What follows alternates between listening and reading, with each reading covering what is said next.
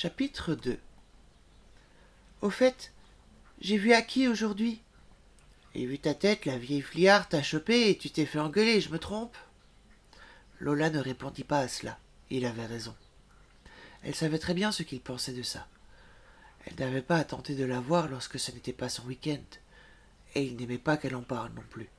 À vrai dire, Enzo n'aimait pas Aki, ni tout ce qui s'y rapportait. Il la tenait pour responsable de l'échec de Lola. Que savait-il de toute cette histoire au fond? Rien de plus que ce que Lola avait bien pu lui raconter. Elle cherchait à réaliser son rêve, devenir une actrice reconnue pour prouver à son frère qu'elle existait. Rien de plus. Et, pour Enzo, l'arrivée d'Amika avait mis fin au rêve de Lola. Ce qui était plus ou moins le cas, car depuis la naissance de l'enfant, Lola n'avait plus été en cours, cherchant du travail pour subvenir aux besoins de sa fille, jusqu'au moment où les services sociaux avaient débarqué et la lui avaient enlevée. Et, même là, Lola n'avait pas voulu reprendre ses études, préférant travailler pour subvenir aux besoins futurs de sa fille. Et cela rendait Enzo triste. Car oui, il aimait Lola. Oui, il aurait aimé que ses rêves se réalisent, et c'était pour cela qu'il n'aimait pas Amika. Lola et lui étaient sortis ensemble par le passé. Pendant 3 ans. Ils s'aimaient, il fallait l'avouer. Mais quand Aki était arrivé, cela avait tout changé. Elle avait commencé à ne plus vouloir de son aide, de ses conseils, préférant emménager seule, loin de lui. Il est vrai qu'il ne lui avait pas vraiment laissé le choix. Tellement désireux qu'elle réalise son rêve, il lui avait posé un ultimatum. Ta fille ou moi. Elle avait choisi Amika. Fin de l'histoire d'amour. Mais pas du livre, car Lola revenait souvent chez son ami. Ils étaient là l'un pour l'autre, même s'ils ne se parlaient pas forcément. Le simple fait d'être à ses côtés soulageait généralement Lola. Elle avait horreur de la solitude. Et être là, près de lui, même s'il n'y avait plus qu'une ambiguïté malsaine entre eux, lui faisait beaucoup de bien. Parfois, Enzo aurait aimé pouvoir réellement l'aider. Il savait que si on lui avait retiré sa fille, c'était en partie à cause des substances malsaines qu'elle ingurgitait. Il avait beau lui dire, elle n'avait pas écouté, et Amika était partie. Et même s'il n'aimait pas cet enfant, sans pourtant l'avoir jamais vu, savoir que son absence faisait du mal à Lola le mettait mal à l'aise. Car, oui, il aimait Lola. De cet amour de grand frère dont elle manquait tellement. Il aurait aimé que le sourire qui s'affichait parfois sur son visage ne soit pas triste ou provoqué par une quelconque drogue. Il aurait aimé qu'elle se sente bien, qu'elle ne fasse plus de crise, entendre son rire cristallin qui ne l'entendait que trop peu, effacer tout ce qui lui faisait mal. Tout serait tellement plus simple si seulement elle arrêtait ses bêtises et reprenait les cours. Mais elle ne voulait pas. Elle avait perdu espoir. Et cela faisait mal à Enzo de savoir qu'il était même incapable de la faire espérer à nouveau. Étrangement, ce fut Lola qui brisa le silence. Quelle heure il est? Il va être 10 heures, pourquoi? Je dois être au travail dans 1 heure. On en roule un dernier avant que j'y aille? T'es obligé d'y aller? C'est ça, ou on me vire de l'appart? Bah, tu n'as qu'à... Non, je ne reviendrai pas vivre ici avec toi. J'ai besoin de cet appartement, tu le sais. À quoi ça te sert? De toute façon, t'as arrêté tes études à cause de la gamine. Et voilà, c'était sorti. Il s'était retenu pourtant, mais il n'avait pas pu garder ça pour lui. À cela, Lola ne répondit rien et se leva pour rouler, furieuse. Un royal, tiens, tant pis pour l'état déplorable dans lequel elle risquait d'arriver si elle fumait ce joint toute seule. Elle l'alluma et tira, aussi fort qu'elle le put, dans l'espoir d'oublier les dures paroles que son seul ami venait de lui dire. Ce n'était pas de sa faute si elle avait arrêté ses études. Elle était tombée enceinte si tôt. Puis avec la petite à élever et son travail, elle n'avait plus eu le temps d'aller en cours. Et elle n'avait pas eu les moyens de payer une nourrice. Si on additionnait cela aux problèmes psychologiques qu'elle avait, on comprenait aisément pourquoi on lui avait retiré Amika. Elle se demandait toujours comment les services sociaux avaient su, mais c'était une histoire assez simple si on y réfléchissait bien. Des parents avaient vu son état déplorable lorsqu'elle amenait et venait rechercher sa fille à l'école. Peut-être même avait-il senti qu'il lui arrivait de boire ou de fumer le joint. Avait-il vu les boîtes de comprimés sur la table de la cuisine, au pied de la bouteille de gin? Toujours est-il qu'à ses 4 ans, la petite avait été placée chez la famille Fliard. Enzo avait insisté pour que Lola profite de cette nouvelle opportunité pour se reprendre en main, finir ses études, et elle avait failli le faire, mais elle avait perdu sa motivation du début. Et donc elle s'était investie dans son travail. Et ça y est, elle m'écoute de nouveau plus. Lola! Tu disais?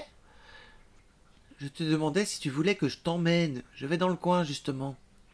Je te demanderai pas ce que tu vas faire par là-bas. Et non merci, je veux pas de ta voiture. J'irai à pied, ça me remettra les idées en place. Quelles idées? Tu penses trop déjà, je t'ai dit. Vie existe. J'ai voulu exister, Enzo, mais la vie m'a foutu dehors. Et elle sortit, furibonde, dévalant les escaliers, manquant par 3 fois de tomber et se rattrapant au dernier moment en se demandant pourquoi elle ne s'était pas plutôt laissée à se rompre le cou. Tout aurait été tellement plus simple si elle n'était jamais née. Et puis, qui le saurait si elle n'était plus? À qui manquerait-elle? Enzo s'en remettrait. Amica aussi. Elle était heureuse dans sa nouvelle famille. Tellement heureuse que Lola avait peur qu'un jour sa fille ne veuille même plus la voir. Une boule lui monta au ventre. À moins qu'elle n'ait été là depuis le début, qu'elle ne la ressente seulement maintenant. La question était là, mais malheureusement pas la réponse. Lola avait peur qu'on l'oublie, qu'on l'abandonne, peur de ne pas exister, mais elle n'existait déjà presque plus. Une fois dehors, à l'air frais, elle remarqua qu'elle n'avait pris ni manteau, ni bonnet, ou une quelconque écharpe, qui était restée en haut, et qu'elle avait gardé son joint en main. Aux grands mots, les grands remèdes, elle le ralluma et se dirigea vers la rue Pigalle, ralentissant son rythme de marche chaque minute qui passait à cause des substances qu'elle fumait. Que c'était bon. Alors qu'elle avançait, elle réalisa que la pluie n'avait pas cessé de tomber, et qu'elle était désormais trempée, fort peu vêtue avec sa mini-jupe, ses bottes à hauts talons et son simple pull en laine décolleté. Entendant un crissement de pneus, elle leva les yeux et remarqua qu'elle était au milieu de la rue, traversant à une vitesse incroyablement lente en dehors des passages cloutés. Une fois de plus, elle aurait bien pu y laisser sa peau. Pour la seconde fois de la journée, elle se demanda ce que le destin avait contre elle. Pourquoi frôlait-elle la mort plusieurs fois sans jamais la toucher? Pour acquis. Oui, c'était ça. Elle restait là pour elle. Mais parfois, elle n'en avait même plus envie, et aurait aimé se laisser aller à autre chose, ne plus se lever le matin avec cette envie de rester au lit sans bouger. Elle était tout ce qui lui permettait d'avancer. Arrivant sur le trottoir, elle s'éloigna en sentant un regard dans son dos. Un coup d'œil derrière son épaule, et elle remarqua que ce n'était autre que les occupants de la voiture qui la regardaient s'éloigner. Quelques minutes de marche plus tard, et elle arriva en vue de cette enseigne rouge clignotante qu'elle connaissait depuis maintenant près de 10 ans. Elle entra, saluant les personnes qu'elle croisait, tout en se dirigeant vers les vestiaires, où une voix l'interpella dès qu'elle eut passé la porte. « Mais Lola, qu'est-ce qui t'est arrivé? Mais tu es trempée, ma parole !»« Oh ça, j'ai oublié qu'il pleuvait. »« T'as oublié qu'il pleuvait? Mais tu te fous de moi, là ?»« Non. » Elle commença à se préparer, enfilant un costume tout droit sorti de son casier, décidée à garder le silence, mais l'autre jeune femme ne semblait pas de cet avis. « Tu vas bien ?»« J'ai failli me faire renverser par un chauffard sur la place Blanche, mais à part ça, tout roule. Et toi, Anita ?»« Moi, je vais bien. Tu as appris pour Laurence ?»« Non, qu'est-ce qui se passe? Elle démissionne. Fini les 3 fleurs. On va devoir trouver autre chose à partir de maintenant. »« Quoi? Mais pourquoi elle part? Elle est enceinte ?»« Ah, d'accord. » Elle ne savait pas quoi ajouter d'autre. Il n'y avait rien à dire après tout. Une de ses collègues démissionnait, et le show qu'elles assuraient à 3 devrait dorénavant être assuré par Anita et elle, à moins que leur patron ne trouve une remplaçante. Le show des 3 fleurs était un spectacle de danse qu'elles assuraient toutes les 3 depuis plusieurs années maintenant. Vêtues de tenues colorées, la blonde, la brune et la rousse dansaient chaque soir sur des tables pour satisfaire les désirs visuels de leurs clients. Lola n'aimait pas ça, mais elle s'en accommodait. Une voix se fit entendre dans le couloir menant au vestiaire.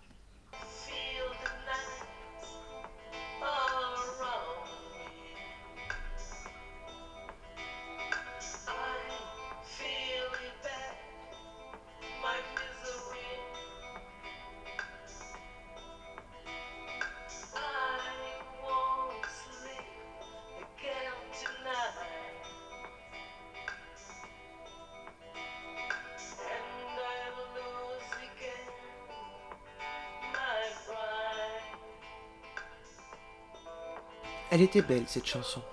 Lola ne la connaissait pas, et se demandait bien qui pouvait être l'artiste qui l'interprétait, mais Anita répondit spontanément à cette question muette. « Laurence, toi aussi tu as leur nouveau single? Oui, elle est magnifique cette chanson, j'ai hâte qu'ils aient terminé leur album. Oh, salut Lola, joyeux anniversaire !»« Merci. Dis, la chanson que tu chantais, c'est de qui? »« Insomnia, évidemment. » Insomnia, comme ce nom lui déchirait le cœur.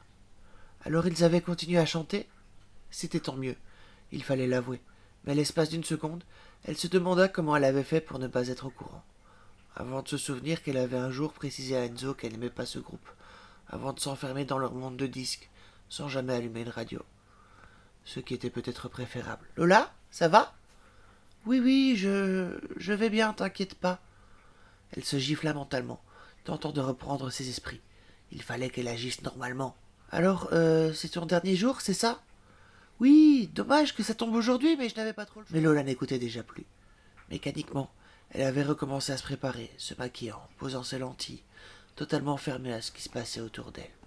Après que les ventes du premier album aient grimpé en flèche, la notoriété d'Insomnia n'avait cessé d'augmenter. Petit à petit, le groupe donnait des interviews, et certains passants se retournaient dans la rue lorsqu'ils reconnaissaient Alexis, Romain, Arthur, Michael et Laurent. Après le dernier album vint un second, puis une tournée. Les années passèrent, chanson après chanson, mélodie après mélodie, concert après concert. Les membres du groupe restaient soudés malgré d'exceptionnelles disputes, et il n'était pas rare qu'ils choisissent de loger chez l'un ou chez l'autre plutôt que de rentrer dans leur propre appartement. Insomnia venait de sortir un nouveau single, baptisé du même nom. La chanson avait été composée par Alexis et Romain, comme souvent, bien que l'ensemble du groupe travaillât sur le futur album. Ce jour-là, ils avaient décidé de se retrouver au studio d'enregistrement, où Arthur, le batteur, avait une nouvelle idée de mélodie. Restait à Romain, qui écrivait généralement les chansons, à trouver un texte à coller dessus. Une fois la démonstration terminée, le chanteur se retira dans une pièce à part avec son cahier. Il chercha parmi les textes qu'il avait déjà écrits si l'un d'entre eux pourrait coller avec la mélodie d'Arthur, et pensa en trouver une quand son ami Alexis, l'un des guitaristes, pénétra dans la pièce. Alors j'ai peut-être quelque chose, mais il faudra faire 2 ou 3 arrangements sur le morceau. Je ne pense pas que ça ne dérangerait tant que ça, tu as choisi laquelle? Celle-ci, répondit Romain en lui tendant le cahier. Alex lut silencieusement avant de relever les yeux vers son ami. C'est bon, on le tient notre prochain tube. Génial, viens, on va montrer ça aux autres. Les 2 compères sortirent de la pièce et retournèrent vers le studio. Lorsqu'ils y pénétrèrent, ils furent ensevelis sous les confettis, un chant festif résonnant entre les murs tandis que des cotillons leur retombaient sur les pieds. Les yeux aveuglés par la pluie de papier, Alexis tenta de bafouiller quelques mots malgré les rires et ce qui lui entrait en bouche. Ah, merci les gars, ça fait chaud au cœur. Que dalle, enchérit Romain, ça pique les yeux votre truc là, apprenez à viser, j'avais rien fait moi. Tais-toi, on sait que t'adores ça, répondit Michael, le bassiste, avec un énorme sourire aux lèvres. Les 2 inséparables se regardèrent en éclatant de rire. Tous les 2 ressemblaient littéralement à des bonshommes de papier mâché, comme ceux que l'on voit défiler au carnaval. Un flash les aveugla soudain, et ils se tournèrent vers le petit groupe qui leur faisait face. « Qui a fait ça ?» Les regards se tournèrent vers une porte au fond de la pièce où venait d'apparaître Antoine, leur producteur et manager, un appareil photo à la main. « Vos fans adoreront voir ça. Tu vas encore publier une photo inutile sur les réseaux sociaux? Bah, c'est pour ça que vous m'aimez, non? On n'a jamais dit qu'on t'aimait. Trêve de plaisanterie, les jeunes. Allez vous préparer, ce soir je vous invite au restaurant. » Quoi? En quel honneur? Ah oui, l'anniversaire d'Alex. Mon pauvre Laurent, dit Arthur, Alzheimer te perdra un jour. C'est pas drôle. Romain et Alexis, couverts de confettis, décidèrent de laisser leurs amis se chamailler comme des adolescents et d'aller se changer. Ils retournèrent donc dans une pièce adjacente où ils conservaient par miracle des vêtements propres. Le guitariste en profita pour consulter son portable qui, lui semblait-il, n'avait cessé de vibrer depuis qu'il s'était levé. « Ouah, 56 messages! Tu dois te sentir aimé, mon petit, et dans ton voicemail? Une dizaine. Oh, j'ai un SMS de Julie! Julie, mon ex? Demanda Romain. Bah oui, tu connais une autre Julie, toi? Non. Je me demande ce qu'elle peut bien encore mijoter. Et si elle avait simplement voulu être gentille? Julie et gentil dans la même phrase, c'est pas compatible grammaticalement parlant. Oui, ça je le sais, mais c'est sympa d'y avoir pensé, non? Ouais, mais bon, je le sens pas. Tu l'as jamais senti? Pas faux. Oh, regarde, dit Romain en changeant de sujet du tout au tout. Tu as aussi des messages sur les réseaux sociaux? Sentant que le sujet Julie était toujours sensible pour son ami, Alexis choisit de surenchérir, et ils rirent quelques instants en lisant quelques anecdotes que leurs fans écrivaient à leur sujet, avant de décider de se préparer. Enfin, dans le cas présent, se préparer signifiait plus exactement se débarrasser du moindre grattement provoqué par chaque confetti potentiellement restant. Une fois que ce fut chose faite, ils rejoignirent le reste du groupe ainsi qu'Antoine et se dirigèrent vers les deux théâtres, le restaurant où le manager avait réservé une table que les restaurateurs avaient aimablement isolée du reste de la salle par quelques panneaux et plantes vertes afin de ne pas les déranger.